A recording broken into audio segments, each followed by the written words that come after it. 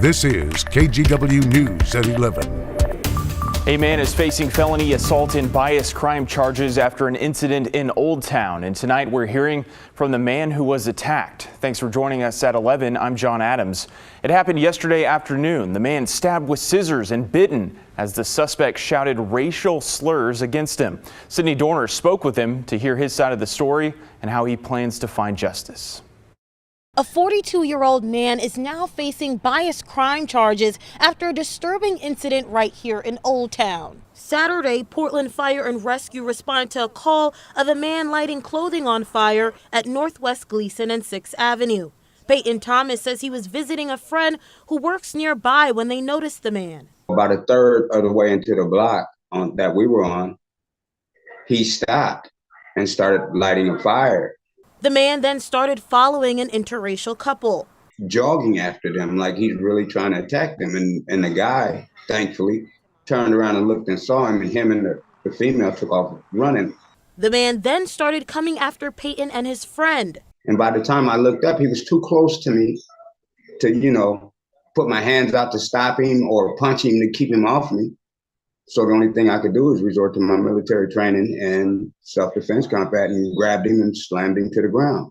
When police arrived, they saw the man assaulting Peyton, cutting him with scissors and biting him while yelling racial slurs. And I felt the bite. I didn't see the scissors at that time. I was just concentrating on the bite. But then as I'm reaching for his head so I can, subdue him, that's when I see the scissors. When I reached for the scissors, he tried to stab me like 2 or 3 times. Portland police arrested the man, Corey A. Nesensen, saying he later spit on one of the officers. Nesensen is facing felony assault, bias crime, harassment, and reckless burning charges. I'm going to pursue this to the end because, he clearly was after somebody of our color. God made us this way. Sydney Dorner, KGW News. Well, new tonight, Portland police say bike squad officers arrested a number of alleged fentanyl dealers last night at a corner of downtown. This was near the Safeway at Southwest 10th and Jefferson.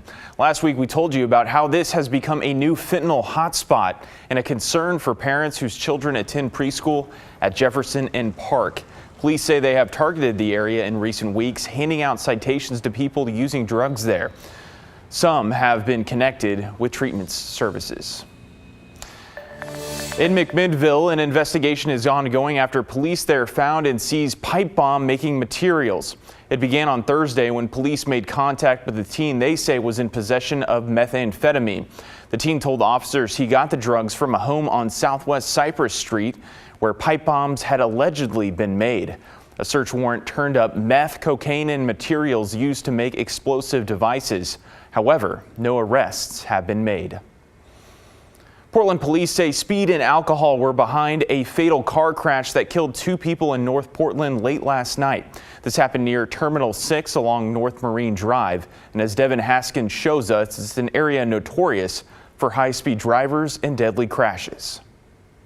All that remains more than half a day later since that crash happened are these white lines that are helping investigators determine how this crash happened.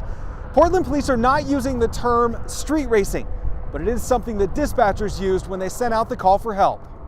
Engine 22, Medic 319 going with police on a priority 2 traffic accident at Terminal 67201 North Marine Drive. Report of 2 racers crashed. One car completely smashed up and another on fire. This all happening just after 11 p.m. on Saturday night. Portland police say 2 people in the car that caught fire died. The driver of this red car was taken to the hospital in critical condition. And there's still about 20-25 street racers in the area. Police say most of those that were there when the crash happened took off before they could talk with them. For years, this area along North Marine Drive with its long straight stretch of road has been a popular spot for street racing. And last night's fatal crash is not the first time someone has died or been seriously injured there. Back in July, a 21-year-old motorcyclist was killed when he crashed into the side of an SUV during an illegal street race event. Street racing is something that Portland police, the city, and the state have attempted to crack down on for years. Most recently, in late December, during a 2-day enforcement, police say they arrested 19 people and towed 21 vehicles. Last year, Governor Kotek signed off on Senate Bill 615, which imposes harsher penalties for street racers. That includes a jail sentence of up to 364 days and/or a $6,200 fine. And if convicted of the same crime within 5 years, it then becomes a Class C felony with a maximum of 5 years in jail, and that fine jumps up to $125,000. And last month, the state of Oregon gave the city of Portland $100,000 to help them stop street racing. According to the Oregonian, that money would help Portland police double the amount of enforcement emissions that they did last year. In North Portland, I'm Devin Haskins, KGW News. Well, turning to weather now, it's 48 degrees still in the Rose City on this Sunday night after another mild day across the Northwest.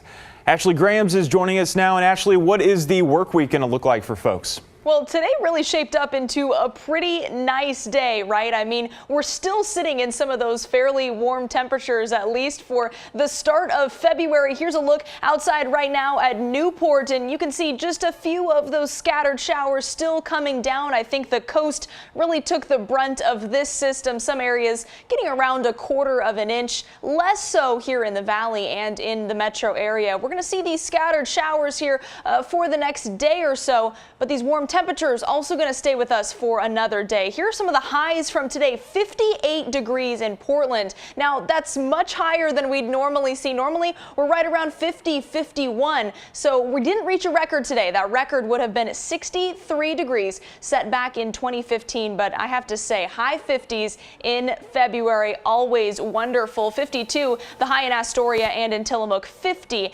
in Newport. What's it going to look like tomorrow? Well, we're going to stick with those 50s. Like we said, not quite as warm though. We're looking at about 50, 52 in Portland, and those showers clearing up. We'll talk about that 7-day forecast coming up. All right, Ashley, thank you. Well, tonight we're honoring Bob Moore, the founder of Bob's Redmill, after he passed away at the age of 94 on Saturday.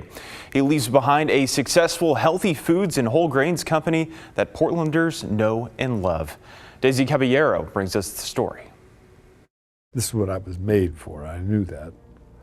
I really knew that. It didn't take me long to realize that there's nothing in this world that this is what I need to do. The Portland community is mourning the loss of Bob Moore, the creator of the Milwaukee-based company Bob's Red Mill, widely known as a natural foods entrepreneur. If you're going to get the best out of life, you better get the best out of life. Moore was a hard worker with big dreams at a young age, which ultimately led him to the 1978 opening of his first Red Mill location. A successful company that now offers over 200 products in more than 70 countries. But his accomplishments never steered him away from enjoying the little things in life. You've got 100 caps? Yeah, I do.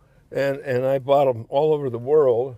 That's your guilty pleasure. It's buying caps. I found it.